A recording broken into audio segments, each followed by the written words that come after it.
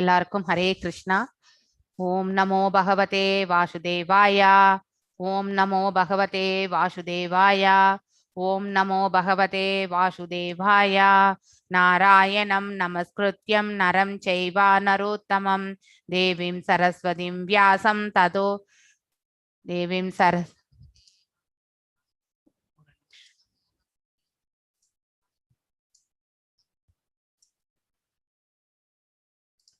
नारायणं नमस्कृत्यं नरं चैव नरोत्तमं देवीं सरस्वतीं व्यासं ततो जयम् उदीरयेत्।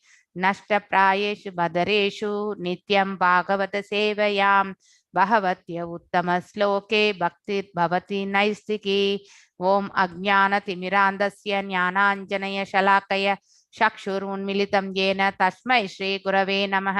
श्रीचैतन्यमनोभीष्टं स्थापितं येन भूतले स्वयं रूपा गदा माह्यं तदा स्वापदण्डिकं।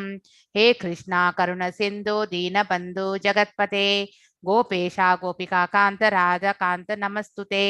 तप्त काञ्चन गौरंगी राधे वृंदावनेश्वरी वृषभानुसुते देवी प्रणमामि हरिप्रिये। वाञ्छकल्पतारुभ्यश्च कृपसिन्धुभ्य एव च पतितनां पावनेभ्यो वैष्णवेभ्यो नमो नमः। जय श्री कृष्ण चैतन्य प्रभु नित्यानंद श्री अद्वैत गदाधर श्रीवासदि गौर भक्त वृंदा। हरे कृष्णा कृष्णा कृष्णा हरे हरे हरे राम राम राम हरे हरे। நம்ம குரு வணக்கத்தோட இன்னைக்கு நம்மளுடைய ஒரு நிமிஷம் ராதிகம்மா பிரபுபாத பிரணதி சொல்லிட்டு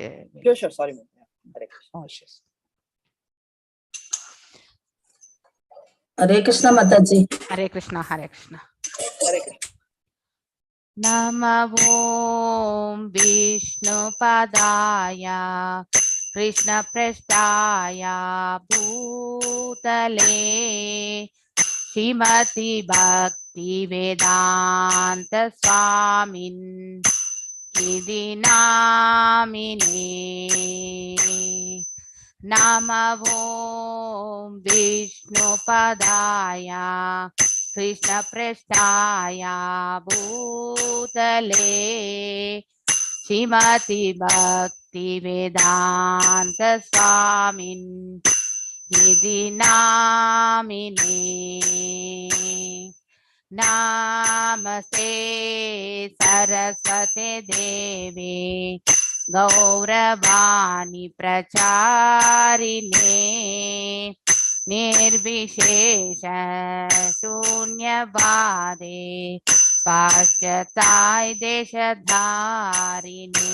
नमस्ते सरस्वती देवी गौरवाणी प्रचारिणे निर्विशेष शून्यवादे पाश्चात्य देशधारिणे। जय श्री कृष्ण चैतन्य प्रभो नित्यानंद श्री अद्वैत गदाधर शिवासादि गौर भक्त वृंदा। जय श्री कृष्ण चैतन्य प्रभो नित्यानंद श्री अद्वैत गदाधर शिवासादि गौर भक्त वृंदा। हरे कृष्णा कृष्ण कृष्णा हरे हरे हरे राम राम राम हरे हरे। हरे कृष्णा कृष्ण कृष्णा हरे हरे हरे राम राम राम हरे हरे। हरे Krishna Krishna Krishna Hare Hare Hare Ram Rama Rama Hare Hare Hare Krishna Hare Krishna Krishna Krishna Hare Hare Hare Rama Rama Rama Hare Hare Jaya Radha Govinda Radhe Jaya Radha Govinda Radhe Jaya Gauranitai Gauranitai Jaya Gauranitai Jaya Gauranitai Jaya Gauranitai Jaya Prabhupada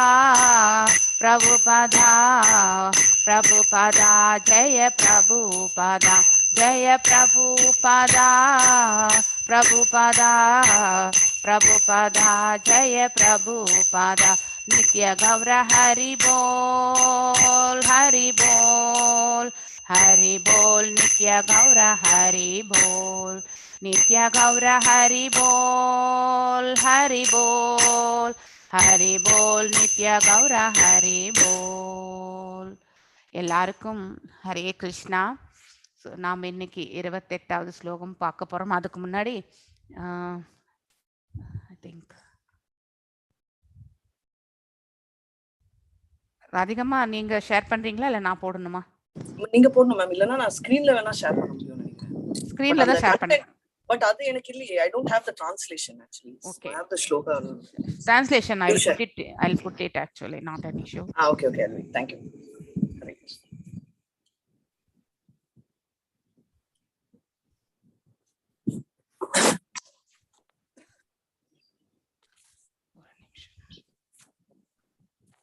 It's second slogan தானே நம்ம correct.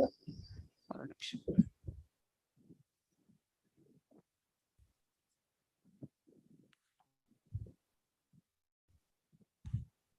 புஜே survey அதேதானே? ஆமா correct. புஜே survey.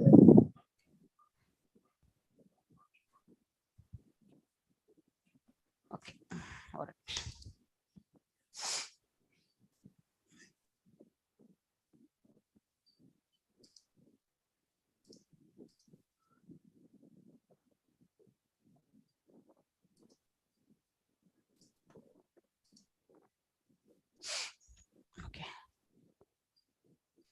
Meanwhile நான் அந்த சாட்ல போடுறேன் அதனுடைய second ஸ்லோகத்தினுடைய meaning.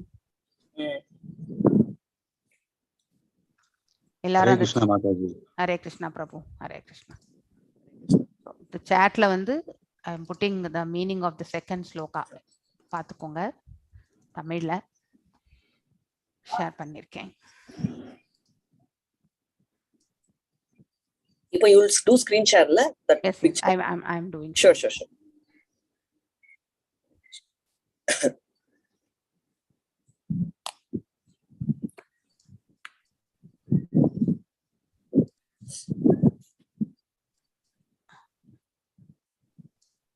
ஒரு மாமா இல்ல நான் இன்னும் அதை டவுன்லோட் பண்ணி No, it's fine ma'am, totally fine. Clear. Okay. Thank you so much. Hare Krishna. எல்லாருக்கும் Hare Krishna. Yes ma'am. Jese venum sitachi shichi pincham katitate. யாராவது வாசிக்கிறீங்களா இல்ல நான் வாசிக்கட்டுமா? யாராவது ரிப்பீட் பண்றீங்களா? Anyone wants to repeat? Yes, please. வாசிங்க. Hare Krishna. lenum shirasi shikipincha katitate dukulam netrante sahacharaka chaksham vidatate. dukulam netrante sahacharaka vidatate sada Srimad Vrindavana vasati leela parichayo. sada Srimad Vrindavana vasati leela parivayo. Jagannatha Swami Nayana Padagami Bhavatumi. Jagannatha Swami Nayana patagami bhavatu me. மறுபடியும் எல்லாருமே repeat பண்ணலாம். Unmute பண்ணிட்டு last line one time. Hare Krishna. Jagannatha சுவாமி நயன பதகாமி பவது மே. ஜெகநாத சுவாமி நயன பதகாமி பவது மே. ஜெகநாத சுவாமி Jagannath சுவாமி நயன பதகாமி பவது மே. Hare Krishna. Hare Krishna. Hare In his Krishna. left hand, Lord Jagannatha holds a flute. On his head, he wears peacock feather, and on his hips, he wears fine yellow silken cloth. From the corners of his eye, he bestows sidelong glances upon his loving devotees, and he always reveals himself through his pastimes in his divine abode of Vrindavana. May the Jagannath Swami be the object of my vision. Hare Krishna. Hare Krishna. Thank you. அதாவது thank you. So அதாவது இதனுடைய விளக்கம் என்னவென்றால், நமக்கு பகவான் அதாவது ஜெகநாதனுடைய இடது கையில் புல்லாங்குழல் இருக்கின்றது. அவரது தலையை அதாவது பார்த்தீங்கன்னாக்கா அந்த மகுடத்துல மயில்களுடைய ரெக்கை அதாவது அந்த இறகுகள் அணிந்துள்ளார். எவ்வாறு நம்ம பரமாத்மாவாகிய அதாவது கிருஷ்ண பரமாத்மா என்ன அணிந்திருக்கின்றாரோ அதே இதுதான் ரூபம். ஆனா நம்ம அவரை ஜெகநாதர் ரூபத்தில் இங்கே அவரை குளோரிபிகேஷன் செய்கிறோம். அதாவது அவரை புகழாரம் சூட்டுகின்றோம். இடுப்பில் மெல்லிய மஞ்சள் பட்டு துணியை அணிந்துள்ளார். அதாவது எல்லோ கலர் சில்க் கிளாத் அணிந்திருக்கின்றார். அவரது கண்களின் அதாவது இந்த கார்னர் நங்கூரம் போன்ற பார்வை அப்படின்னு சொல்லுவாங்க இல்லையா, ஷார்ப்பா சைடா பார்க்கக்கூடிய அந்த கருணையான பார்வையை பற்றி அழகான ஒரு வர்ணனை இது.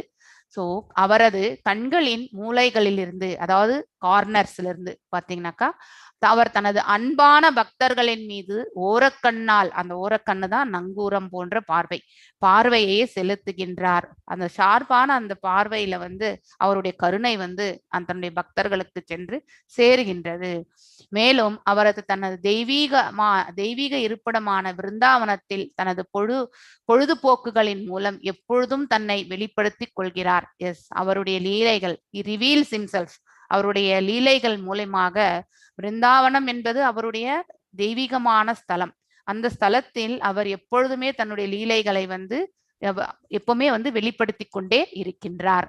அந்த ஜெகநாத சுவாமியே என் தரிசனத்திற்குரியவராக இருக்கட்டும். So may that Jagannatha Swami be the object of my vision. அதாவது என்னுடைய கண்ணை திறந்தா கூட அந்த பார்வையில பகவான் அந்த ஜெகநாத சுவாமியை நான் பார்க்க வேண்டும், அவரே என்னுடைய வழிபாட்டுக்குரியவராக இருக்க வேண்டும் என்பதை பிரார்த்தனைகளாக இங்க இந்த அஷ்டகத்துல வைக்கிறோம் நம்ம எல்லாருக்கும். ஹரே கிருஷ்ணா. ஸோ ஏதாவது டவுட்ஸ் இருக்கா இதுல? shall I close this? Okay, ஒரு நிமிஷம். நாம் இப்போ 28வது ஸ்லோகத்துக்குள்ள போகலாம்.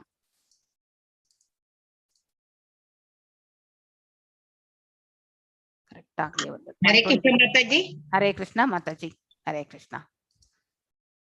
ஜெகநாதர் அஷ்டகம். ஸோ எவ்ரிடே ஒரு ஸ்லோகம் டெம்பிள்ல இருந்து போடுறாங்க. அந்த நாம இங்க பாகவதம் கிளாஸ்ல ஒரு வாட்டி பாராயணம் பண்றோம். எஸ், எல்லாருக்கும் ஹரே கிருஷ்ணா. ததோ விசேஷம் பிரதிபத்திய நிர்பயஸ் தேனாதனாபோ அனல மூர்த்திர் அத்ரவன் ஜோதிர்மயோ வாயும் உபேத்ய காலே வாயவ் ஆத்மனாகம் பிருஹத் ஆத்மலிங்கம். எஸ், லலிதா மாதாஜி, லலிதா கண்ணன் மாதாஜி இருக்கேளா? அன்மியூட் பண்ணி வாசிங்க. லலிதா கண்ணன் மாதாஜி இருக்கேன். ஹரே கிருஷ்ணா. ஹரே கிருஷ்ணா. ததோ விசேஷம் பிரதிபத்ய நிர்பயஸ்தேனாத்மனாபோ அனலமூர்த்திரத்வரன் ஜோதிர்மயோ வாயுமுபேத்ய காலே வாய்வாத்மனாகம் பிருகதாத்மலிங்கம். ததஹ அதன் பின், விசேஷம் குறிப்பாக, பிரதிபத்திய அடைவதால், நிர்பய எவ்வித சந்தேகமும் இல்லாமல், தேன அதனால், ஆத்மனா தூய ஆத்மா, ஆபக நீர், அனல தீ, மூர்த்தி உருவங்கள், அத்வரன் கடப்பதன் மூலம், ஜோதி மய பிரகாசமான வாயுமண்டலம், உபேத்திய அங்கு சென்ற பின் காலே காலப்போக்கில் வாயு காற்று ஆத்மனா ஆத்மாவால் கம் சூட்சுமமான பிருகத் மிகச்சிறந்த ஆத்ம லிங்கம் ஆத்மாவின் நிஜ ரூபம். மொழிபெயர்ப்பு. சத்தியலோகத்தை அடைந்தபின் பயம் இன்மையால் தனது உடலை ஸ்தூல உருவிலிருந்து சூட்சும உருவிற்கு மாற்றிக்கொள்ள பக்தனால் முடிகிறது. படிப்படியாக ஒன்றுக்கு பின் ஒன்றாக நிலத்தன்மையில் இருந்து நீர்த்தன்மைக்கும், பிறகு நெருப்பு, பிரகாசம், காற்று மற்றும் ஆகாயம் போன்ற அதிக சூட்சுமமான நிலைகளையும் அவன் அடைகிறான். பொருளுரை. ஆன்மீக பூரணத்துவத்தாலும் பயிற்சியாலும் பிரம்மலோகம் அல்லது சத்தியலோகத்தை அடையக்கூடியவன் மூவேறு வகைப்பட்ட பக்குவங்களை அடைய தகுதி உள்ளவன் ஆகிறான். புண்ணிய கருமங்களின் வலிமையால் ஒரு குறிப்பிட்ட கிரகத்தை அடைந்தவன் அவனது புண்ணிய கருமங்களின் தரத்துக்கு ஈடான இடங்களை அடைகிறான். அந்த இடத்தை விராட் அல்லது ஹிரண்ய தர்ப்ப வழிபாட்டின் பலத்தால் அடைய பெற்றவன் பிரம்மதேவர் முக்தி அடையும் பொழுது அவரோடு ஒன்றாக முக்தி அடைகிறான். ஆனால் பக்தி தொண்டின் வலிமையால் அந்த இடத்தை அடைபவன் எவ்வாறு பிரபஞ்சத்தின் பல்வேறு திரைகளை அல்லது மண்டலங்களை ஊடுருவி செல்கிறான் என்பதும்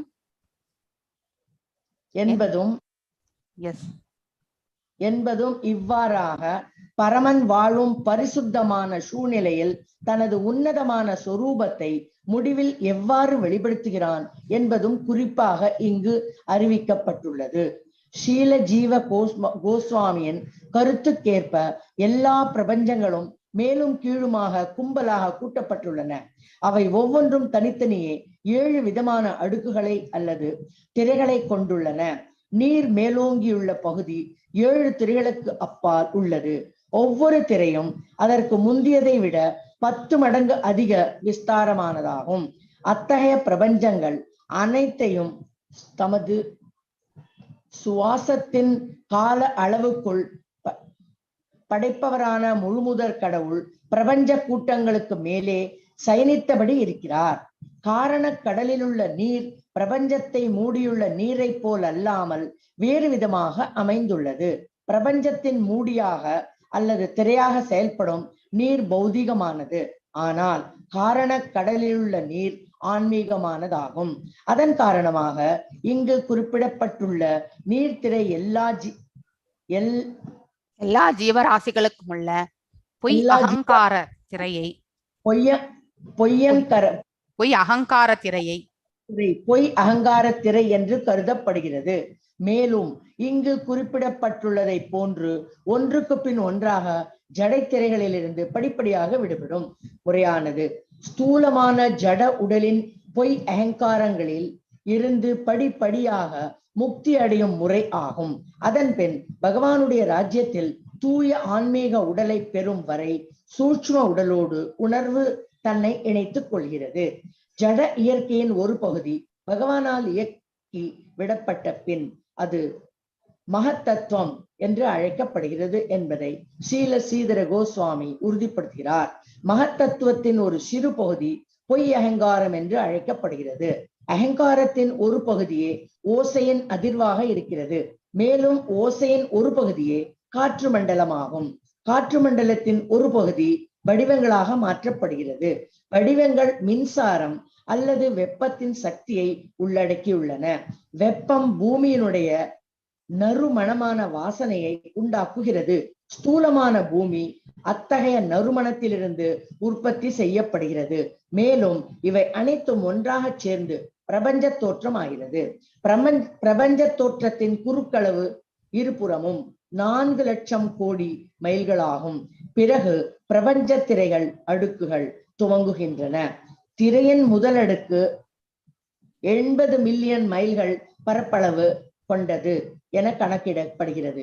பிறகு பிரபஞ்சத்தின் அடுத்தடுத்து உள்ள திரைகள் முறையே நெருப்பு, பிரகாசம், காற்று மற்றும் ஆகாயம் ஆகியவை ஒன்றுக்கு பின் ஒன்றாக அதற்கு முந்திய திரையை விட 10 மடங்கு அதிகமாக பறந்து விரிந்துள்ளது. அச்சமற்றவனான பகவத் பக்தன் அவற்றில் ஒவ்வொன்றையும் ஊடுருவி சென்று தூய பிரதேசத்தை இறுதியில் அடைகிறான். அதன் பின் பக்தன் போன்ற ரூபத்தை ஏற்று பகவானின் உன்னத அன்பு தொண்டில் ஈடுபடுகிறான். அதுவே பக்தி வாழ்வின் மிக உயர்ந்த பூரணத்துவமாகும். பக்குவமடைந்த யோகி இதற்கு மேல் ஆசைப்பட வேண்டியதோ அடைய வேண்டியதோ ஒன்றுமில்லை. Hare Krishna Mataji. Hare Krishna. Thank you for recitation. So இது ரொம்பவுமே விளக்கம் நிறைய கொடுக்க வேண்டிய ஸ்லோகம் இது actually.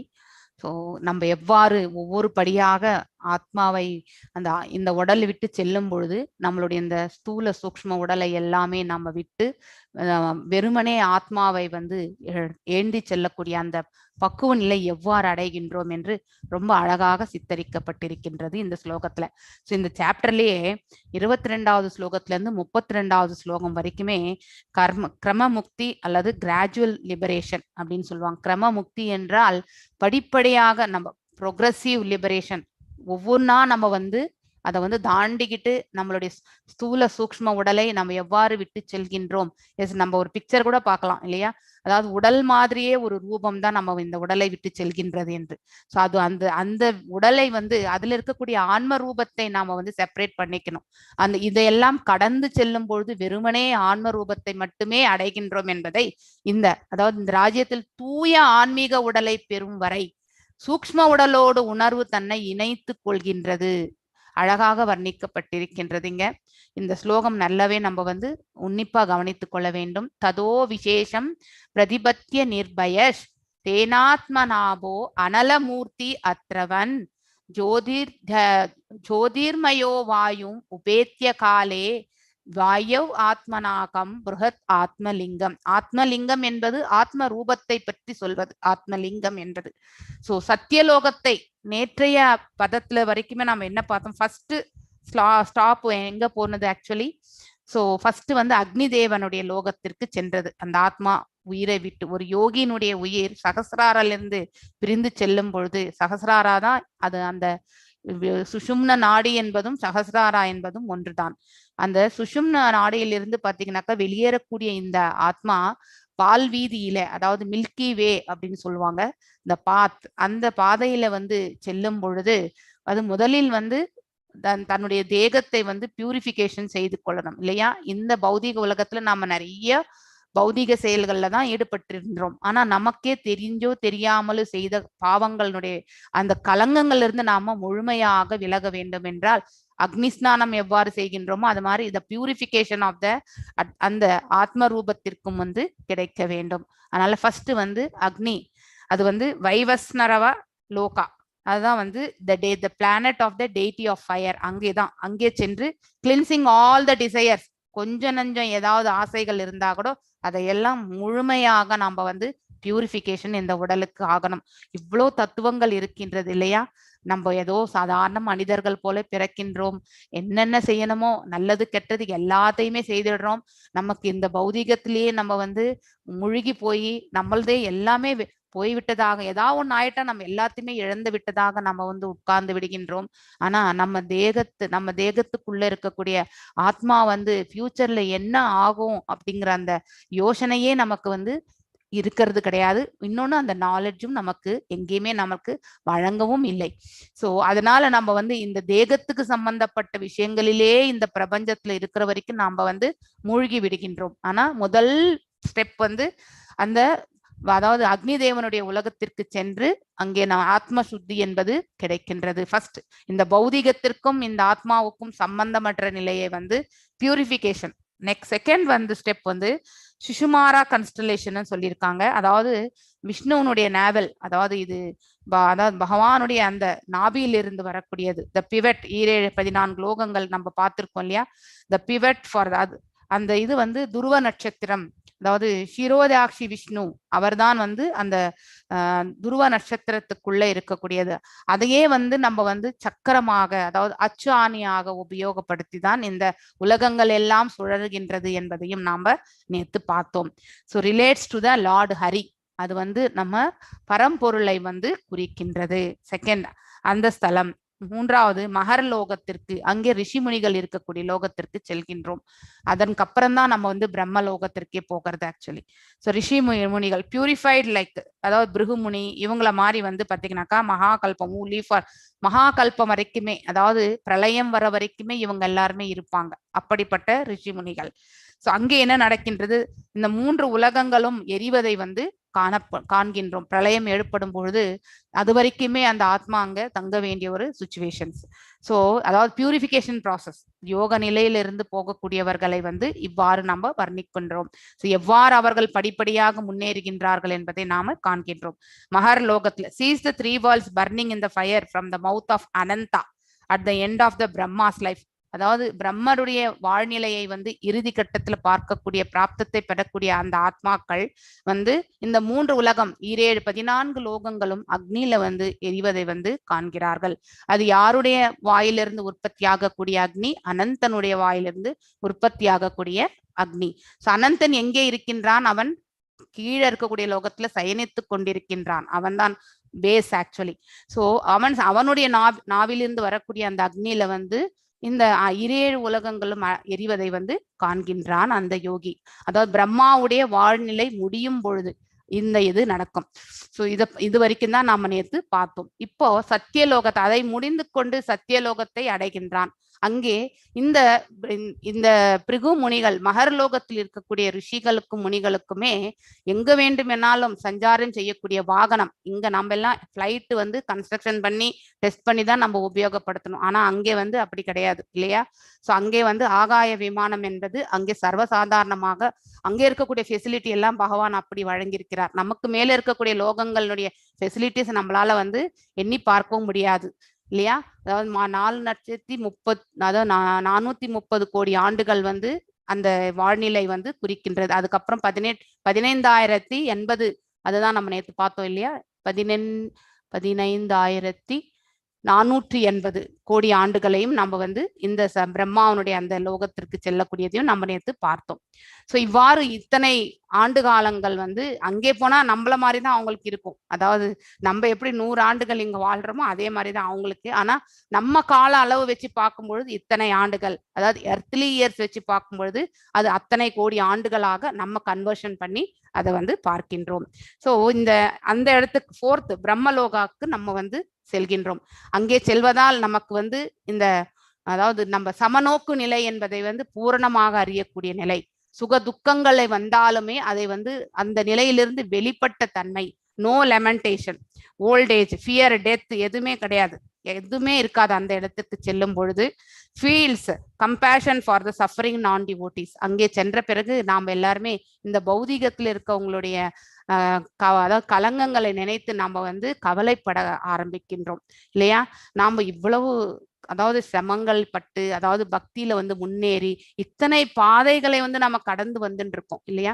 It is not a easy process. அப்படிங்கிறது வந்து இந்த சாப்டர் நிஜமாவே ரொம்பவுமே ஞானம்னா இவ்வளவு ஞானம் அதெல்லாம் நமக்கு புரிந்து கொள்ளக்கூடிய கெப்பாசிட்டி இருக்கான்றதே தெரியல எனக்கு. பட் எவ்வளவு முடியுமோ நம்மளால புரிந்து கொள்வதற்கு அவ்வளவு நம்ம வந்து பிரயத்தனம் செய்யலாம்.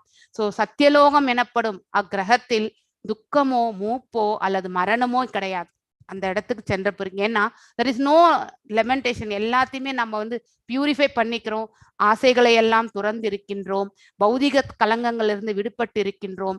எல்லாவற்றையுமே பார்க்கக்கூடிய நாம் ஒவ்வொரு இந்த மகர்லோகத்திலிருந்து சத்தியலோகத்திற்கு செல்கின்றது அந்த ஆத்மா. ஸோ எல்லா வகையான துன்பமும் அங்கு இல்லாத காரணத்தால் அங்கு கவலைகளும் இல்லை. அடுத்த ஸ்லோகம் படிக்கணும் மாதாஜி. ஓ சரி சரி, ஒரு நிமிஷம். So yes sorry. ஸோ சத்தியலோகத்திற்கு செல்லும் பொழுது நமக்கு வந்து பயமே கிடையாது. ஸோ அது தனது ஸ்தூல உருவிலிருந்து சூக்ஷ்ம உருவிற்கு மாற்றிக்கொள்ள பக்தனால் முடிகிறது. ஸோ அதாவது நம்ம ஃபுல் பாடியா தான் நம்ம வந்து எவ்வாறு செல்கின்றோம். 3 அதாவது பாத்தீங்கன்னாக்கா சூக்ஷ்ம உடல், ஸ்தூல உடல், அதுக்கப்புறம் வந்து ஆன்மா, இந்த 3 உடல்களுமே இருக்கின்றது என்று நாம சொல்கின்றோம். ஸோ இந்த கிராஸ் பாடியை வந்து இந்த பஞ்சபூதங்களுக்கு சம்பந்தப்பட்டது இங்கதான் விடுறோம். ஆனா அதனுடைய அந்த ஸ்ட்ரக்சர் வந்து பாத்தீங்கன்னாக்கா ஸ்தூல உருவில் தான் உருவம் இருக்கின்றது. ஸ்தூல உடலோட போறது கிடையாது. உருவம் வேறு, உடல் வேறு, ஞாபகம் வச்சுக்கணும். உடல் நாம இங்கேதான் விட்டு செல்கின்றோம். உருவம் மட்டும்தான் அந்த அந்த அந்த ஸ்ட்ரக்சர் மட்டும்தான் வந்து மேலே செல்கின்றது. அந்த உருவத்தையும் நாம வந்து இழக்க வேண்டும். அந்த ஸ்தூல உருவிலிருந்து சூக்ஷ்ம உருவுக்கு நாம வந்து மாற்றிக்கொள்ள பக்தனால் வந்து முடிகின்றது. அந்த இடத்திற்கு செல்லும் பொழுது படிப்படியாக ஒன்றுக்கு பின் ஒன்றாக நிலத்தன்மையில் இருந்து நீர்த்தன்மைக்கு கன்வர்ஷன், அதாவது நம்ம வந்து பஞ்சபூதங்களில் இருந்து பாத்தீங்கன்னாக்கா ஒன்றாக நம்ம வந்து எவ்வாறு மாறி மீண்டும் நம்ம இந்த பிரபஞ்சத்திற்கு வருகின்றோம் சொல்றோம் இல்லையா. சோ மேலே சென்றவர்கள் மீண்டும் இந்த புவி வாழ்க்கையில் பிறக்கணும்னாக்கா நீரின் வழியாக தான், மழையின் வழியாக தான் இந்த பூமியை வந்து நாம வந்து அடைகின்றோம். பிறகு வந்து தானியங்கள் வந்து அந்த நீரினுடைய சப்போர்ட்ல தான் வந்து இந்த விவசாயம் எல்லாமே இந்த பிரபஞ்சத்துல வந்து நடக்கின்றது. அந்த தானியங்களின் உருவில் தான் நாம வந்து உணவாக பகவானுக்கு பிரசாதத்தை படைத்து நாம ஏற்றுக்கொள்கின்றோம். அவ்வாறு உண்ணக்கூடிய உணவு ஒரு ஆண் மகனுடைய இதுல விந்து மூலியமாக ஒரு பெண்ணுக்கு வந்து கரு உருவாகின்றது என்பதையும் வந்து இது இந்த சக்கரத்தை நாம வந்து ஆல்ரெடி படிச்சிருக்கோம். 8th சாப்டர்லயும் நேத்து தான் வந்து சொல்லி கொடுத்தேன் நான் ஆக்சுவலி. ஸோ மீண்டும் அந்த நினைவு நேத்து அங்கே பாகவதத்தை பற்றியும் சிலதெல்லாம் சொல்ல வேண்டியதா இருந்தது. ஏன்னா நம்ம இந்த ஆன்மீக உலகம் தெய்வீக உலகத்தை பற்றி நம்ம படிச்சுட்டு இருக்கோம். ஒரு ஆத்மா எவ்வாறு அந்த மேல் உலகத்தை அடைகின்றது என்ற ப்ராசஸ பத்தியும் சொல்ல வேண்டியிருந்தது.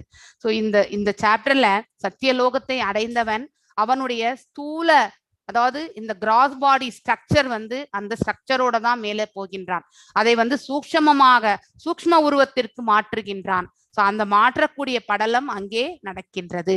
பிறகு படிப்படியாக ஒன்றன் பின் ஒன்றாக நிலத்தன்மையிலிருந்து நீர்த்தன்மைக்கும், எர்த்திலிருந்து வாட்டர் தன்மைக்கும், பிறகு நெருப்பு, பிறகு பிரகாசம், காற்று மற்றும் ஆகாயம், இந்த பஞ்சபூதங்களுடைய அதிக சூக்ஷமான வாழ்நிலைகளில் அவன் அடைகின்றான். சோ என்ன அந்த ரூபத்திற்கு அடையும் பொழுது அப்பொழுதுதான் இதெல்லாமே கடந்து செல்ல முடியும். இந்த ஸ்தூல உடலோட நம்மளால கிராஸ் பண்ணி போக முடியாது. எனிவே இந்த ஸ்ட்ரக்சர் இந்த பௌதிகத்திற்கு சொந்தம் இல்லையா. இந்த ஸ்ட்ரக்சர் வந்து இங்கே உருவானதுதான். அதனால அதனுடைய ரூபமும் நம்ம மேலே எடுத்துட்டு போக முடியாது அப்படிங்கிறது, அதையும் நாம வந்து அங்கே கண்டிப்பாக துறக்க வேண்டும். சோ ஆன்மீக பூர்ணத்துவத்திலும் பயிற்சியிலும் பிரம்மலோகம் அல்லது சத்தியலோகத்தை அடையக்கூடியவன் மூவேறு வகைப்பட்ட பக்குவங்களை அடைய தகுதியாகின்றான். புண்ணிய கர்மங்களின் வலிமையால் அதாவது ஒரு குறிப்பிட்ட கிரகத்தை அடைந்தவன் அவனது புண்ணிய கர்மங்களின் தரத்திற்கு ஈடான இடங்களை அடைகின்றான். சோ அவனுக்கு என்னென்ன புண்ணியங்கள் இருக்கோ அந்த உலகங்களை அவன் வந்து அடையக்கூடிய பிராப்தியை வந்து பெறுகின்றான். இதுல வந்து பக்தனாக இருக்கலாம், ஒரு யோகியாக இருக்கலாம். ஆனால் அவரவர்கள் அடைந்த நிலை வந்து அவர்கள் செய்த கர்மங்களுக்கு ஏற்றவாறு தான். பக்தியை அவர்கள் எவ்வாறு செலுத்தினார்களோ அதற்கேற்றவாறு அந்த நிலையை அவர்கள் வந்து அடைகிறார்கள். சோ முவ்வேறு வகைப்பட்ட பக்குவங்கள், அதாவது நம்ம வந்து இந்த ஆத்தியாத்மிகம், ஆதி பௌத்திகம், ஆதி தெய்வீகம் அப்படிங்கிறத 3 துயரங்கள் சொல்கின்றோம் இல்லையா. இந்த 3 துயரங்களிலிருந்து நாம கண்டிப்பாக வெளிப்பட்டிருக்கின்றோம். அதிலிருந்து நம்ம வந்து நிவர்த்தி அடையும் பொழுது அந்த பக்குவ நிலை அந்த அடைகின்றோம். அதாவது இந்த உடலுக்கும் ஆன்மாவுக்கும் இருக்கக்கூடியது ஆதி ஆத்மம் என்று சொல்கின்றோம். இந்த உடல் வந்து வெவ்வேறு மாற்றங்களுக்கு வந்து மாறுகின்றன. ஆனா ஆத்மா அதே நிலையில் தான் இருக்கின்றது. அந்த ரூபமே நம்ம மேலே செல்லும் போது அதுல இருந்து நாம வந்து வெளிப்படுகின்றோம். அந்த ரூபம் நமக்கு அங்கே இருப்பது கிடையாது. எங்கே செல்லும் பொழுது பிரம்மலோகத்திற்கு செல்லும் பொழுது we are actually losing the form of that is the gross body. So gross பாடியினுடைய ஃபார்ம் வந்து நாம அங்கே செல்லும் பொழுது இழந்து விடுகின்றோம். ஸோ இந்த மூவேறுபட்ட பக்குவங்களை நாம அங்கே செல்லும் போது அதற்கு தகுதி உள்ளவனாகின்றோம். இந்த எலிஜிபிலிட்டி கிரைட்டீரியாவே நம்ம பிரம்மலோகத்துக்கு போனாதான் அப்படிங்கிறது வந்து இங்கே தெரிகின்றது. அது ஒரு பக்தனாக இருக்கலாம், ஒரு யோகத்தில் முழுமை பெற்றவனாகவும் இருக்கலாம். ஸோ புண்ணிய கர்மங்களின் வலிமையால் ஒரு குறிப்பிட்ட கிரகத்தை அடைந்தவன் அவனது புண்ணிய கர்மங்களின் தரத்திற்கு ஏற்ப தரம் என்றால் குவாலிட்டி, அதாவது what is the quality of the good deeds அவன் பெற்றிருக்கின்றானோ ஈடான இடங்களை அவன் வந்து அடைகின்றான். இந்த இடத்தை விராட் அல்லது ஹிரண்ய தர்ப வழிபாட்டின் பலத்தால் அடைய பெற்றவன்.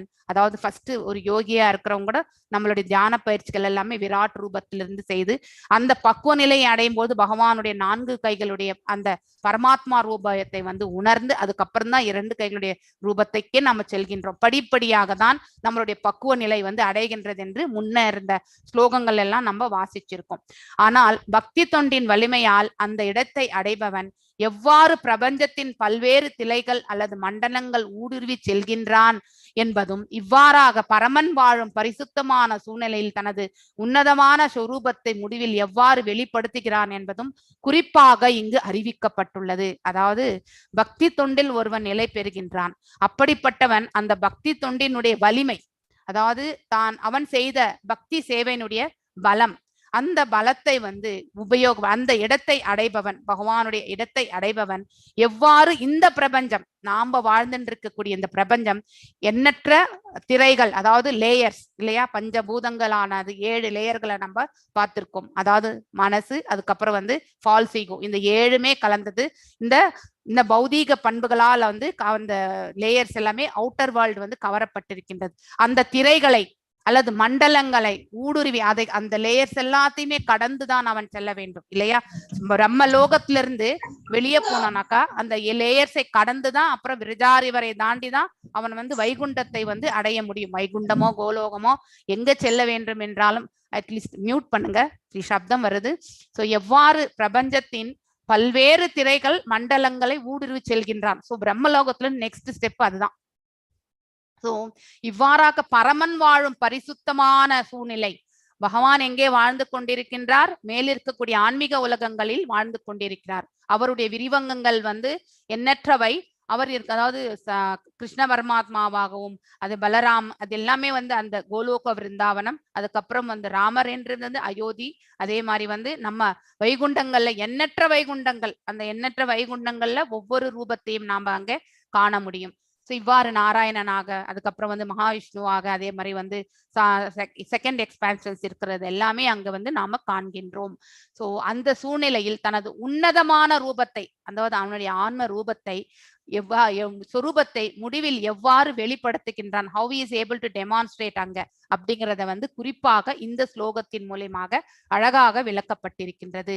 ஸ்ரீல ஜீவ கோஸ்வாமியின் கருத்திற்கேற்ப ஜீவ கோஸ்வாமி அவர்கள் எவ்வாறு எடுத்துரைத்திருக்கின்றார் என்பதை இங்க நம்ம பார்க்கணும். பிரபுபாதர் அவருடைய கருத்தாக இங்க சொல்லவே இல்லை, அதை நம்ம தெரிந்து கொள்ளணும்.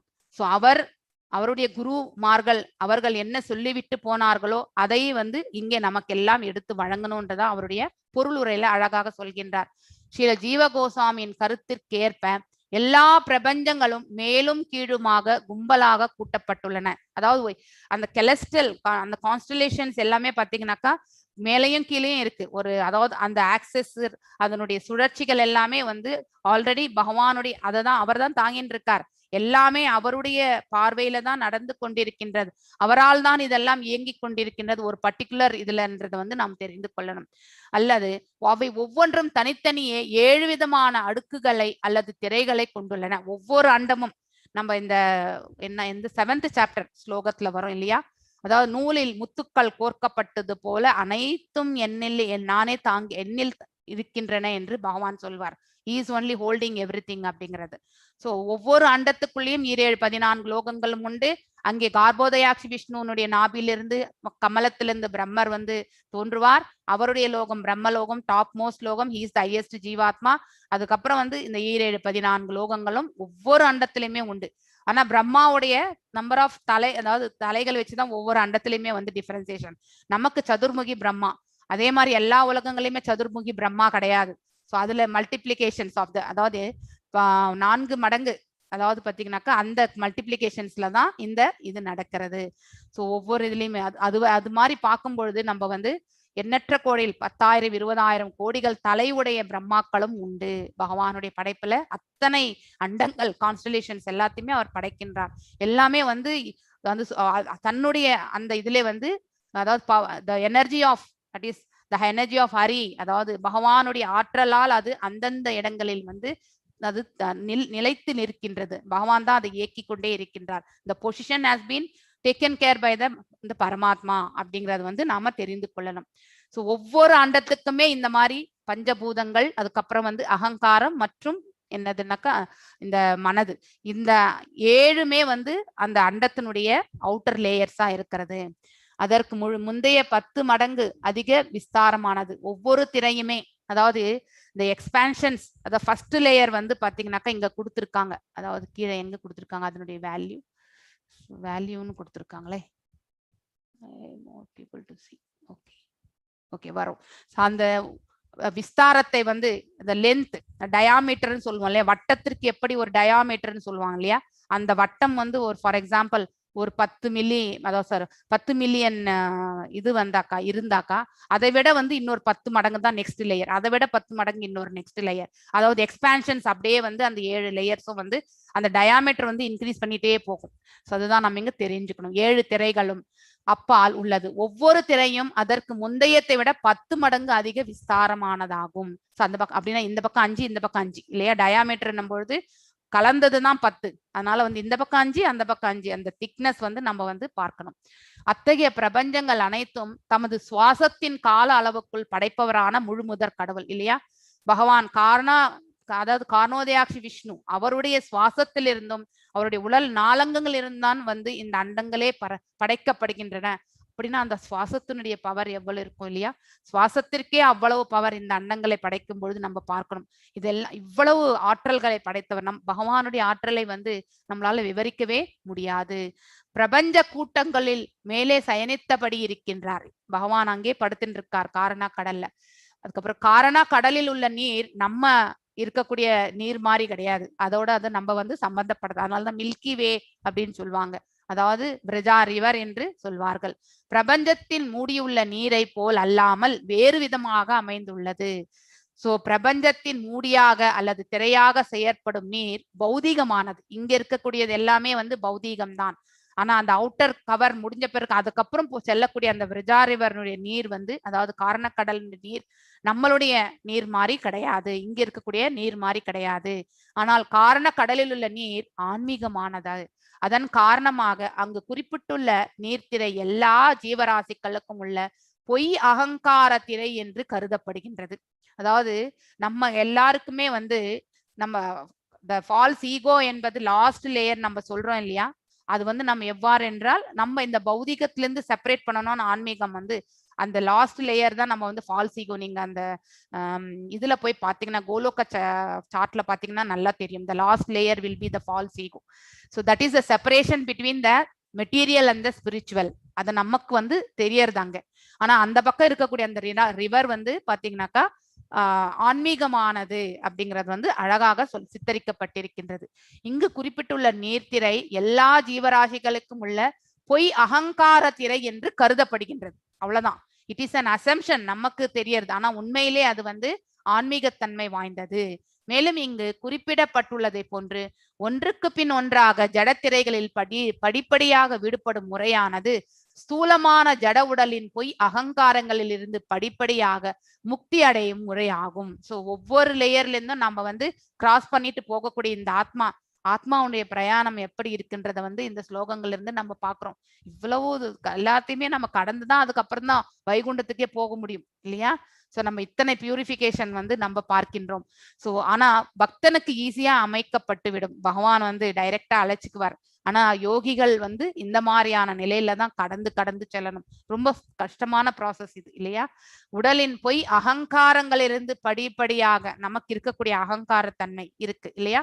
இந்த பௌதிக இயல்புல நமக்கு இருக்கக்கூடிய இந்த அகங்காரத்தன்மையை இந்த பஞ்சபூதங்கள்ல ஒரு லேயரா நம்ம கிராஸ் பண்ணிக்கிட்டே போகும்போது அதுக்கப்புறம் வந்து மனசு, அதுக்கப்புறம் வந்து இந்த அகங்காரம், இந்த 7 லேயர்ஸையும் நம்ம வந்து கிராஸ் பண்ணிட்டு போறோம் இல்லையா. அப்போ ஒவ்வொரு நிலையிலும் நமக்கு என்ன இருக்கோ எஞ்சி இருக்கக்கூடிய அந்த அகங்கார தன்மை எல்லாமே கிளியர் ஆகிட்டு தான் நம்ம வந்து அதுக்கப்புறம் தான் நம்ம விரஜா ரிவர்லயே நம்ம எடுத்து வைக்க முடியும். அதன் பின் பகவானுடைய ராஜ்யத்தில் தூய்மை ஆன்மீக உடலை பெறும் வரை, அதாவது சூக்ஷ்ம உடலோடு உணர்வு தன்னை இணைத்துக் கொள்கின்றது. அதாவது சூக்ஷ்ம உடலினுடைய உணர்வு வந்து எது வரைக்குமே நம்ம பியூரிபிகேஷன் ஆகாம இருக்கோமோ அது வரைக்குமே அந்த சூக்ஷ்ம உடலுடைய தன்மை உணர்வு வந்து நம்மளோட வந்து இணைந்து கொள்கின்றது என்று சொல்லப்பட்டிருக்கின்றது. ஒன்ஸ் நம்ம பியூரிபிகேஷன் ஆன பிறகு அந்த உணர்வும் நம்ம விட்டு சென்றுவிடும். அதுக்கப்புறம் தான் சுத்தமான அந்த ஆத்மாவாக பகவானுடைய திருநாட்டை நம்மளால சேர முடியும். சோ யோகத்தில் நிலை பெறுபவர்கள் அந்த இதுல போயிட்டு இணைந்து விடுகின்றார்கள், பிரம்ம ஜோதியில இணைந்து விடுகின்றார்கள். அதே பக்தன் வந்து பகவானுடைய சேவையில போயிட்டு இந்த சூக்ஷ்ம உடலினுடைய அந்த உணர்வுகளை எல்லாம் வந்து இழந்து அங்கே சென்று வெறுமனே ஆத்ம ரூபத்தால அங்க வந்து பகவானை வந்து சேவிக்கின்றான். ஜட இயற்கையின் ஒரு பகுதி பகவானால் இயக்கிவிடப்பட்ட பின் இது மகத்தத்துவம் என்று அழைக்கப்படுகிறது இல்லையா. ஸ்ரீதர கோஸ்வாமி உறுதிப்படுத்துகிறார். மகதத்துவத்தின் ஒரு சிறு பகுதி பொய் அகங்காரம் என்று அழைக்கப்படுகிறது. Yes, one of the layers தான் அந்த அகங்காரமே. அகங்காரத்தின் ஒரு பகுதியே ஓசையின் அதிர்வாக இருக்கின்றது. சோ அகங்காரத்தினுடைய ஒரு தன்மை அதுதான் சப்தத்தினுடைய, அதாவது ஒரு அதிர்வாக வந்து ஓசையினுடைய அதிர்வாக கருதப்படுகின்றது. மேலும் ஓசையின் ஒரு பகுதியே காற்று மண்டலம். Sound is very nice actually. I think maybe 1-2-3 days before last week நான் சொன்னேன் இல்லைங்களா, the false ego னுடைய ஒரு பகுதி அதிர்வு, that is the vibration வந்து the sound vibration என்று சொல்லப்படுகின்றது.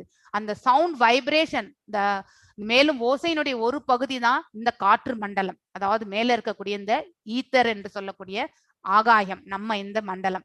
சோ அதனுடைய பகுதி காற்று மண்டலத்தின் ஒரு பகுதி வடிவங்களாக வந்து மாற்றப்படுகின்றது. வடிவங்கள் மின்சாரம் அல்லது வெப்பம், அதாவது ரெண்டு நிலை, அதாவது வெளிச்சம், பிரகாசம் மற்றும் அந்த ஹீட், அதாவது நம்ம சூரியன் இடத்துல இருந்து வரக்கூடிய இரண்டு நிலைகள் நம்ம எனர்ஜிஸ் பார்க்கிறோம் இல்லையா, ஒன்று வெப்பம், இன்னொன்று பிரகாசம். அந்த நிலையை தான் நம்ம இங்க வந்து சொல்லப்படுகின்றது. வெப்பம் பூமியினுடைய நறுமணமாக வாசனையாக உண்டாக்குகின்றது. சோ வெப்பம் வந்து என்ன பண்ணணும்னாக்கா, அது வந்து நம்ம இந்த பூமியினுடைய வாசனையை வந்து வெளிப்படுத்தக்கூடிய தன்மைக்கு வந்து அந்த செயலை வந்து புரிகின்றது.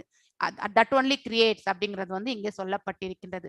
ஸ்தூலமான பூமி இது ஸ்திரமானது இல்லையா, இந்த ஸ்தூலம் என்பது நம்மளால பார்க்க முடியும், அதே சூக்ஷ்மம் வந்து நம்மள கண்ணால பார்க்க முடியாது. அதனாலதான் பூமியை வந்து ஸ்தூலமான பூமி, அதாவது நமக்கு கண்ணுக்கு புலப்படக்கூடிய இந்த பூமி அத்தகைய நறுமணத்திலிருந்து உற்பத்தி செய்யப்படுகின்றது. அந்த நறுமணத்திலிருந்து தான் இந்த பூமியே வந்து பிறக்கின்றது என்று இங்கே சொல்லப்படுகின்றது. மேலும் இவை அனைத்தும் ஒன்றாக சேர்ந்து பிரபஞ்ச தோற்றம் ஆகின்றது. இவை அனைத்தும், அதாவது பஞ்சபூதங்கள், அகங்காரம், அதுக்கப்புறம் வந்து இந்த நிலை எல்லாமே சேர்ந்துதான், இந்த ஏழுமே சேர்ந்துதான் நம்ம வந்து இந்த பிரபஞ்சமே வந்து that is the creation of this world, இவ்வாறுதான் படைக்கப்படுகின்றது என்று இங்கே வந்து சொல்லப்படுகின்றது. பிரபஞ்ச தோற்றத்தின் குறு அளவு, அதாவது அதாவது இருபுறமும் டயாமீட்டர், குறு அளவு, எனக்கு தமிழ்ல எனக்கு டயாமீட்டருக்கு என்னன்னு தெரியாது. விட்டம் மாதாஜி. ஓகே, விட்டம். ரேடியஸ்க்கு என்ன சொல்ற மாதாஜி?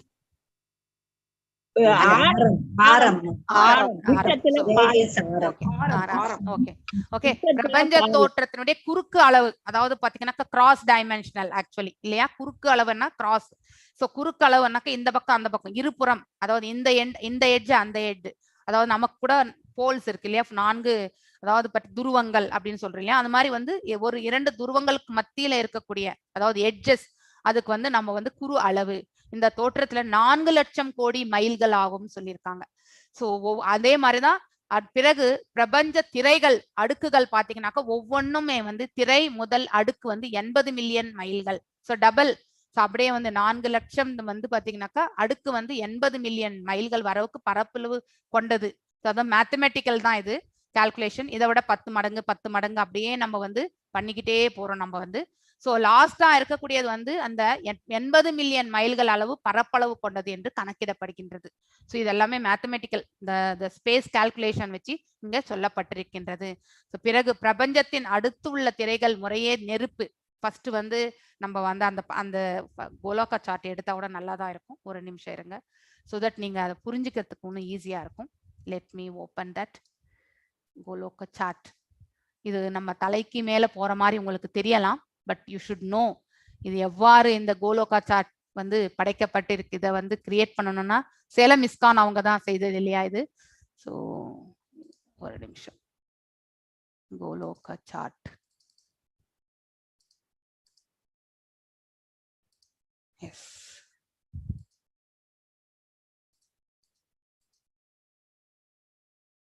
Yes. எர்த். ஒரே நிமிஷம்.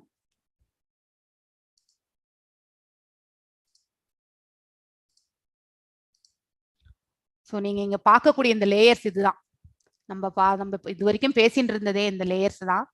ஸோ இந்த 7 லேயர்ஸ், அதாவது எர்த்து, பஞ்சபூதங்கள், அகங்காரம். ஸோ இந்த அவுட்டர் லேயர் வந்து மகத்தத்துவம் என்று சொல்லப்படுகின்றது. ஸோ இந்த மனசு, இந்த இது அகங்காரம், அதுக்கப்புறம் எர்த்து, அதுக்கப்புறம் ஏர், இது எல்லாமே படிப்படியா நம்ம வந்து பார்த்துட்டே இருக்கோம். இந்த டிஸ்டன்ஸ் தான், இங்கிருந்து இந்த டிஸ்டன்ஸ் தான் வந்து பாத்தீங்கன்னாக்கா அவர்கள் சொல்லியிருக்கிறது வந்து 4 எவ்வளவு சொல்லியிருக்காங்க, 4 கோடியா அதாவது 4 லட்சம் கோடி கோடி மாதாஜி 480 கோடி 4 லட்சம் கோடிகள் மைல்கள்னு சொல்லியிருக்காங்க அந்த டிஸ்டன்ஸை வந்து அவங்க. ஸோ அந்த டிஸ்டன்ஸ் தான் இது ஆக்சுவலி. ஒரு நிமிஷம், இந்த டிஸ்டன்ஸ் ஃபர்ஸ்ட் டிஸ்டன்ஸ் நீங்க பாக்குறீங்க எங்க, அது கோலோக சார்ட். எஸ், இந்த கோலோக சார்ட், இந்த டிஸ்டன்ஸ் ஃபர்ஸ்ட், இந்த டிஸ்டன்ஸ் வந்து பாத்தீங்கன்னாக்கா இந்த வட்டம் ஃபர்ஸ்ட் உள்ளுக்குள்ள இருக்கக்கூடிய அந்த வட்டம்னுடைய டிஸ்டன்ஸ் வந்து 4 லட்சம் கோடி மைல்கள். அப்படி இந்த இது எல்லாமே ஒன்னொன்னு 10 மடங்கு இன்க்ரீஸ் பண்ணிட்டே போகும். இந்த டயாமீட்டர்ல வந்து இன்க்ரீஸ் பண்ணிடும். இதை விட 10 மடங்கு இது, இதை விட இதனுடைய 10 மடங்கு இந்த லேயர், இதனுடைய 10 மடங்கு இந்த லேயர், அப்படி ஒவ்வொரு லேயரா வந்து பாத்தீங்கன்னாக்கா இது வந்து இன்க்ரீஸ் ஆயிட்டே போகும் இந்த சார்ட்ல. இதுதான் நம்ம இங்க பார்த்துட்டு இருக்கிறதே. இத்தனையும் தாண்டி தான் அந்த ஆத்மா போகணும். பிரம்ம லோகத்துல இருந்து வெளிப்படும் பொழுது இந்த லேயர்ஸ் எல்லாத்தையுமே தாண்டி அது செல்ல வேண்டும். சாகாயம் ஒன்றன் பின் ஒன்றாக அதற்கு முந்தைய திரை விட 10 மடங்கு அதிகமாக பறந்து விரிந்துள்ளது அப்படின்றதுதான் இங்க வந்து சொல்லப்பட்டிருக்கிறது. அச்சமற்றவனான பக்தன், பயமே இருக்காது பக்தனுக்கு வந்து, எப்பவுமே பயம் இருக்காது இல்லையா? பகவான் பார்த்துப்பார், நம்மள அவரே அழைச்சிப்பார். அந்த ஸ்ட்ராங் பிலீஃப்ல அவனுடைய செயல்களை அவன் செய்வான். அச்சமற்றவனான பக்தன் அவற்றில் ஒவ்வொன்றையும் ஊடுருவி சென்று தூய பிரதேசத்தை இறுதியில் அடைகின்றான். அதன் பின் பக்தன் போன்ற ரூபத்தை ஏற்று, அங்கே சென்ற பிறகு அவன் வந்து ஒரு பக்தனான ஒரு ரூபத்தை வந்து ஏற்றுக்கொண்டு பகவானின் உன்னத அன்பு தொண்டில் ஈடுபடுகின்றான். அதுவே பக்தி வாழ்வின் மிக உயர்ந்த பூர்ணத்துவமாகும். பக்குவமடைந்த யோகி இதற்கு மேல் ஆசைப்பட வேண்டியதோ அடைய வேண்டியதோ எதுவுமே கிடையாது அப்படின்றது வந்து ரொம்ப அழகாக சொல்லப்பட்டிருக்கிறது. பெரிய ஸ்லோகம் இது, இவ்வளவு விளக்கம் இல்லையா? சோ ஏதாவது டவுட்ஸ் இருக்குங்களா? இப்பவே நீங்க கேட்கணும். ஐ வாண்ட் ஒருத்தரா நீங்க ஓபன் பண்ணி கேட்கலாம். நான் கேட்கலாமா? எஸ் மாதாஜி, சொல்லுங்க Mataji.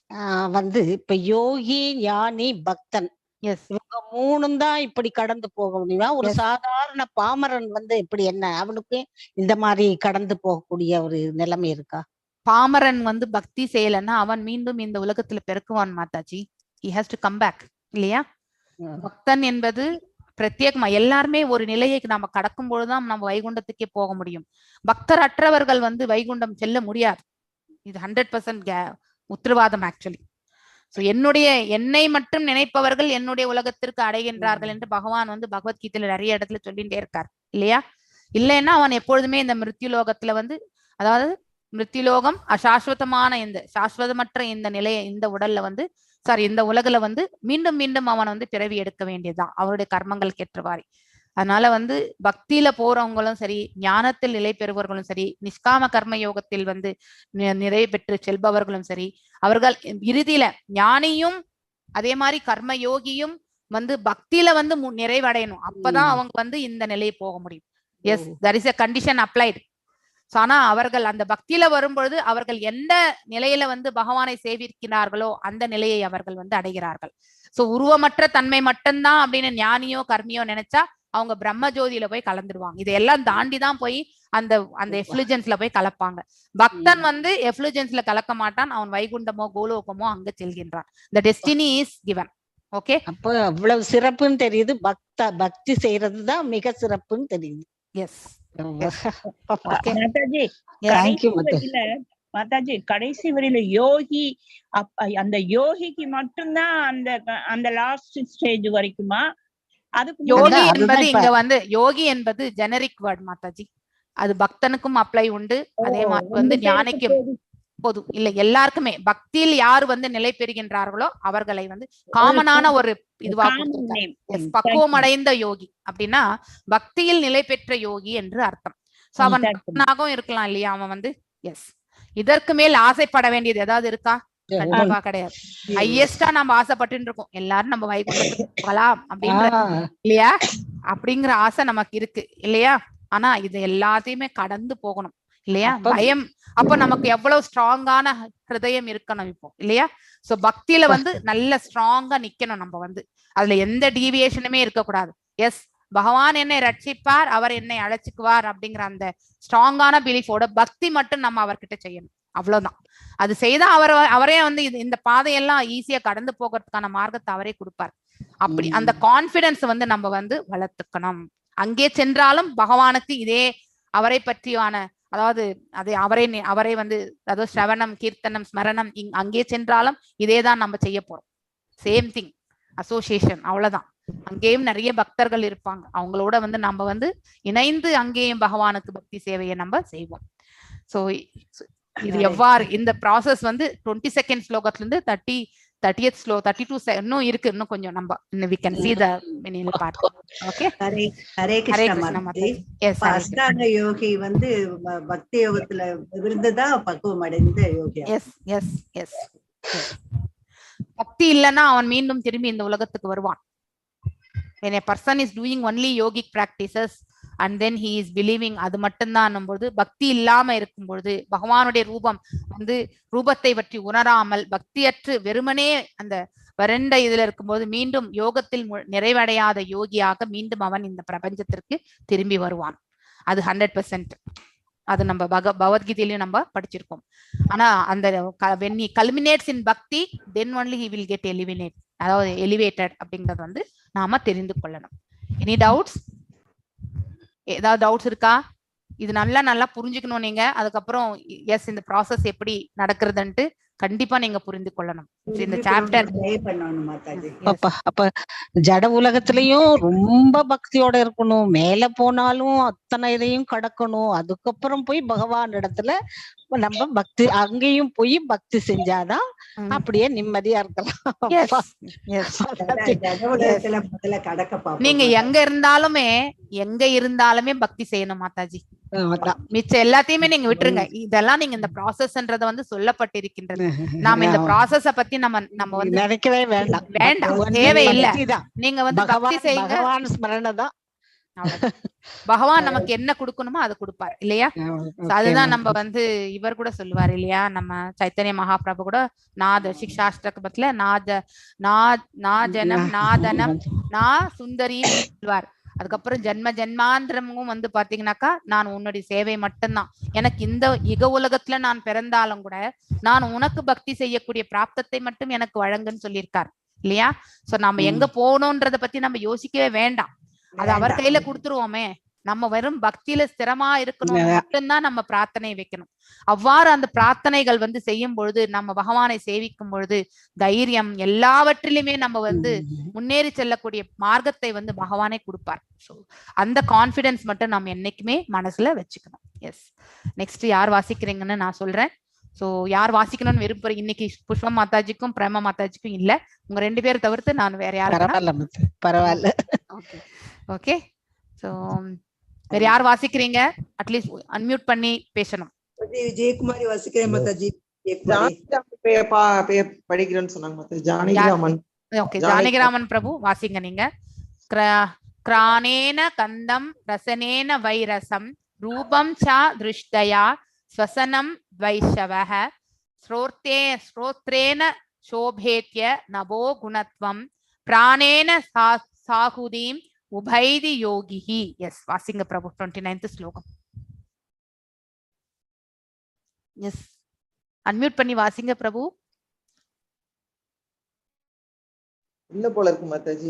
Okay okay, I think சரி. கந்தம் ரசனேன வைரசம் ரூபம் சத்ருஷ்யத்ய சுவாசனம் தைச ஸ்ரோத்ரேன சோபித்ய நபோ குணத்துவம் பிராணான சாகீதம் உபைதி யோகி. குரோணம் முகர்வதால், கந்தம் நறுமணம், ரசனேன சுவையால், வை அப்படியே, ரசம் சுவை, ரூபம் வடிவங்கள், சா மேலும், திஷ்யத்யா காட்சியால், சோவனம் சவசனம் சம்பந்தம், துவாசா ஸ்பரிசம் ஏவ அதை போல இருந்தால், ஸ்ரோத்ரேனா செவியின் அதிர்வால், சா மேலும், உபேதியாய அடைந்து, நப குணத்துவம் ஆகாயத்தின் அடையாளம், பிராணா புலன் உறுப்புகளால், சா கூட, ஆகுயுதம் ஜட செயல்கள், உபைதி அடைகிறான், யோகி பக்தன். மொழிபெயர்ப்பு: இவ்வாறாக முகர்வதால் உண்டாகும் நறுமணம், உண்பதால் உண்டாகும் சுவை வடிவங்களை, காண்பதால் உண்டாகும் காட்சி, தொடர்பால் உண்டாகும் ஸ்பரிசம், ஆகாயத்தால் உண்டாகும் ஒலிப்பதிவு, ஒலி அதிர்வு மற்றும் பௌதீக செயல்களால் உண்டாகும் புலன் உறுப்புகள் போன்ற சூட்சுமமான புலன் விஷயங்களை பக்தன் கடந்து விடுகிறான். பொருளுரை ஆகாயத்திற்கும் மேலே பிரபஞ்சங்களின் இயற்கை சக்திகளை ஒத்திருக்கும் சூட்சும திரைகள் உள்ளன. சூட்சுமத்தன்மை கொண்ட காரண பொருட்களின் ஒரு பகுதி விருத்தி அடைவதால் ஸ்தூலமான திரைகள் உண்டாகின்றன. எனவே யோகி அல்லது பக்தன் ஸ்தூலமான மூலப்பொருட்களை விட்டுவிடுவதால் நுகர்வதால் உண்டாகும் நறுமண போன்ற சூட்சும காரணங்களையும் துறந்து விடுகின்றான். இவ்வாறு தூய ஆன்மீக துறந்து விடுகிறான். இவ்வாறாக தூய ஆன்ம பொறியாகிய ஜீவராசி பகவானின் ராஜ்யத்திற்குள் நுழைய தகுதி பெறுவதற்காக எல்லா ஜடக்கலங்களிலிருந்தும் முழுமையாக தூய்மை அடைகிறான். ஹரே கிருஷ்ணா, ஹரே கிருஷ்ணா. இப்போ இது வரைக்கும் நம்ம போன ஸ்லோகத்துல ஸ்தூல உருவத்தை துறக்கக்கூடிய காட்சியை நம்ம பார்த்தோம். இப்ப சூக்ஷ்ம உணர்வுகளையும் இழக்கணும். உணர்வுகள் இங்கே சூக்ஷ்மம் நமக்கு கண்ணாலே பார்க்க முடியாது. அந்த ஸ்தூல ரூபத்தை நாம இங்கேயே இழந்து விடுகின்றோம். அதாவது பாத்தீங்கன்னாக்கா அந்த ரூபத்தோடு இருக்கக்கூடியது உணர்ந்து விடும். ஒன்றி உணர்வுகள் மட்டும்தான் நம்ம எடுத்து செல்லப்படுகின்றது. இந்த உணர்வுகளை பற்றி தான் இந்த ஸ்லோகத்துல சொல்லப்பட்டிருக்கின்றது. கிரானேன கந்தம் ரசேன வைரசம் ரூபம் சா திருஷ்டயா ஸ்வசனம் தவசைவஹ ஸ்ரோத்ரேன சோபியேத்ய நபோ குணத்வம் பிராணேன சாகூதீம் உபைதி யோகிஹி. அதாவது நுகர்வதால் நம்ம அதாவது பாத்தீங்கன்னாக்கா நம்ம ஸ்மெல் பண்றோம் இல்லையா, நுகர்வதால் உண்டாகும் நறுமணம். நறுமணம் என்னன்றது, அதாவது நறுமணம் இருக்கா, நறுமணம் அற்றதா, இது இந்த விதமான நறுமணம் என்று நம்மளால சொல்ல முடியாது. அதே மாதிரி உண்பதால் நம்ம சாப்பிடக்கூடிய சாப்பாடு, நம்ம சாப்பிடும் பொழுது இது இன்ன சுவை, அதாவது உப்பா இருக்கு, இல்ல காரமா இருக்கு, இல்ல கசப்பா இருக்கு, இல்ல புளிப்பா இருக்கு, இல்ல ஸ்வீட்டா இருக்கு அப்படிங்கறது எல்லாத்தையுமே நம்மளால சொல்ல முடியும். அதே மாதிரி வடிவங்களை காண்பதால், அதாவது சீயிங் த ரூபங்களை நம்ம பார்க்கும் பொழுது நமக்கு காட்சி என்பது நமக்கு தெரிகின்றது இல்லையா. இந்த கண்ணால நம்ம பார்க்கின்றோம், இது ஒரு காட்சி. இப்ப நான் உங்க எல்லாரையும் பெயர்கள் எல்லாமே இங்க பார்த்துட்டு இருக்கேன்.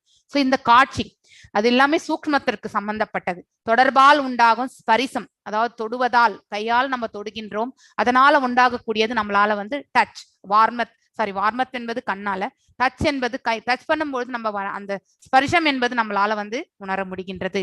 ஆகாயத்தால் உண்டாகும் ஒலி அதிர்வு, சப்தம், அதாவது நம்ம ஆல்ரெடி போன ஸ்லோகத்திலயும் நம்ம படிச்சோம். இந்த ஆகாயத்துல உண்டாகக்கூடியது சப்தம், சவுண்ட் வைப்ரேஷன் அந்த ஈத்தர்ல தான் உண்டாகின்றது. சோ ஆகாயம் இருக்கிற வரைக்கும் ஒளி அதிர்வுகள் என்பது உற்பத்தி ஆகும். மற்றும் பௌதீக செயல்களால் உண்டாகும் புலன் உறுப்புகள், அதாவது நாம் எல்லாருமே இந்த பௌதீக செயல்ல ஈடுபடும் பொழுது அதற்கேற்ற புலன் உறுப்புகளும் இங்கே போன்ற சூக்ஷ்மமான புலன் விஷயங்களை பக்தன் கடந்து விடுகின்றான். இது எல்லாமே ஆஃப்டர் லிவிங் த அந்த ஸ்தூல ரூபத்தை அடையும் விட்ட பிறகு மீண்டும் இந்த சூக்ஷ்மத்தினுடைய தன்மைகளை எல்லாமே அந்த பக்தனும் விட்டு விடுகின்றான். எல்லாருமே இப்ப பக்தி பிளாட்ஃபார்ம்ல தான் நின்றுருக்காங்க. பக்தன் டைரக்டா பக்தி யோகியோ அல்லது அது நிஷ்காம கர்ம யோகியோ அல்லது தியான பயிற்சிகள்ல முழுமையடைந்த ஞானியோ இறுதியில பக்தன் அப்படிங்கிற அந்த நிலையெல்லாம் பக்தினெல்லாம் அவங்களும் நிக்கிறாங்க. Everyone on the same platform இப்போ. சோ அவர்கள் அந்த சூக்ஷ்மத்திற்கு சம்பந்தப்பட்ட உணர்வுகள் அனைத்தையுமே அவர்கள் இழக்கிறார்கள். ஆகாயத்திற்கு மேலே உள்ள பிரபஞ்சங்களின் இயற்கை சக்திகளை ஒத்திருக்கும் சூக்ஷ்ம திரைகள் உள்ளன. அதாவது ஸ்தூல திரைகள் மாதிரி சூக்ஷ்ம திரைகளும் உண்டன. இந்த ஸ்தூல திரைகளுடைய காரணத்தால் தான், அதாவது சூக்ஷ்ம திரைகளினுடைய இம்பாக்டால தான் இந்த ஸ்தூல திரைகளும் உருவாக்கப்படுகின்றன. இப்போ ஒரு எண்ணம் என்று உதித்தால் தான், when you contemplate only, நம்ம இந்த ஆசையே நம்ம எடுத்துட்டு வரோம் இல்லையா. ஒரு ஆசையை மனசுல தாட் ப்ராசஸ் மூலியமா தான் we are liking, ஒரு டிசையரே எடுத்துட்டு வரோம் இல்லையா. அதே மாதிரிதான் சூக்ஷ்மத்தினுடைய அந்த உணர்வுகள், அந்த தாட் ப்ராசஸ்னாலதான் இந்த ஸ்தூல உடலும் ஒரு ரூபத்தை நம்மளால காண முடிகின்றது. சோ சூக்ஷ்மத்தன்மை கொண்ட காரண பொருட்களின் ஒரு பகுதி விருத்தி அடைவதால், காரண பொருட்கள், காரண கடல் இருக்கக்கூடிய அந்த பொருட்களில் ஒரு பகுதி, அதாவது ஒன் பார்ட் விருதி அடைவதால் ஸ்தூலமான திரைகள் உருவாகின்றன. எவ்வாறு இந்த 7 திரைகள் அதற்குள்ளே, அந்த ஒரு அண்டம், அந்த அண்டத்திற்கு 7 திரைகள் அதற்குள்ளே ஒரு அந்த பிரபஞ்சத்துக்குள்ள நம்ம இருக்கக்கூடிய நம்ம கார்போதியாக விஷ்ணு, அதுக்கப்புறம் ஒவ்வொரு ஜீவராசிக்குள்ள இருக்கக்கூடிய சீரோதியாட்சி விஷ்ணு, விரிவங்கங்கள் புருஷ அவதாரங்களை பற்றி நாம ஃபர்ஸ்ட் அவதாரத்திலிருந்து இரண்டாவதுல இருந்து மூன்றாவது எவ்வாறு நம்ம காண்கின்றோம் என்பது இந்த ஸ்லோகத்திலிருந்து பார்க்கின்றோம். ஸ்தூலமான திரைகள் உருவாக்கப்படுகின்றன. எனவே யோகி அல்லது பக்தன் ஸ்தூலமான மூல பொருட்களை விட்டு விடுவதுடன் நுகர்வதால் உண்டாகும் நறுமணத்தை போன்ற சூக்ஷ்ம காலங்களையும் அவன் துறந்து விடுகின்றான். அதை சூக்ஷ்மத்தை துறந்தால் ஆட்டோமேட்டிக்கலி ஸ்தூலமும் நம்மளை விட்டு விலகி சென்று விடுகின்றது அப்படிங்கிறது நாம் இந்த பதத்திலிருந்து காண்கின்றோம். இவ்வாறாக தூய ஆன்ம பொறியாக ஜீவராசி, அப்ப வெறுமனே அந்த சோல் மட்டும்தான் அங்கே மீதம் இருப்பது. பகவானின் ராஜ்யத்திற்குள் நுழைய தகுதி பெறுவதற்காக எல்லா ஜட கலங்கங்களிலும் முழுமையாக தூய்மை அடைகின்றான். அங்கே சூக்ஷ்ம ரூபம், அதே மாதிரி சூக்ஷ்ம உருவமும் சூக்ஷ்ம உணர்வுகள், அதுக்கப்புறம் ஸ்தூல ரூபம், இத இரண்டுமே நாம இங்கே அங்கேயே விட்டு விடுகின்றோம். அதுக்கப்புறம் வெறுமனே ஆன்ம ரூபம் மட்டுமே அங்கே நமக்கு கிடைக்கின்றது. எப்பொழுது இந்த விரஜாரி வரை தாண்டுவதற்கு முன்னாக அங்கேயே அதாவது காரண கடலிலே ஒரு பகுதியிலே இது எல்லாவற்றையும் விட்டுட்டு அதுக்கப்புறம் வெறுமனே ஆன்மா மட்டும்தான் அந்த விரஜாரி வரை கடந்து பிரம்மஜோதியை கடந்து பகவானிடத்திற்கு செல்கின்றது. சோ எந்த நிலையை அவர்கள் அடையணும்னு நினைக்கிறாங்களோ பிரம்ம ஜோதியில் கலக்கிறவங்க they will get integrated in the Brahmajothi. இல்லை என்றால் பக்தனானவன் பகவானுக்கு தொண்டு செய்வதற்காக அந்த உலகத்திற்கு செல்கின்றான். நான் இன்னைக்கு இதோட இங்கே நிறுத்துறேன். நிறைய it will go beyond your head. இதுக்கு மேல நான் எடுத்தேனாக்கா ஏதாவது டவுட்ஸ் இருந்தா நீங்க கேட்கலாம். வாஞ்சா கல்ப தாருபியஷ கிருப சிந்துபிய ஏவச்ச பதிதனாம் பாவனேபியோ வைஷ்ணவேபியோ நமோ நமஹ. ஜெய ஸ்ரீ கிருஷ்ண சைத்தன்ய பிரபு நித்யானந்த ஸ்ரீ அத்வைத கதாதார ஸ்ரீ வாசதி கௌர பக்த விருந்தா. ஹரே கிருஷ்ணா கிருஷ்ண கிருஷ்ண ஹரே ஹரே, ஹரே ராம ராம ராம ஹரே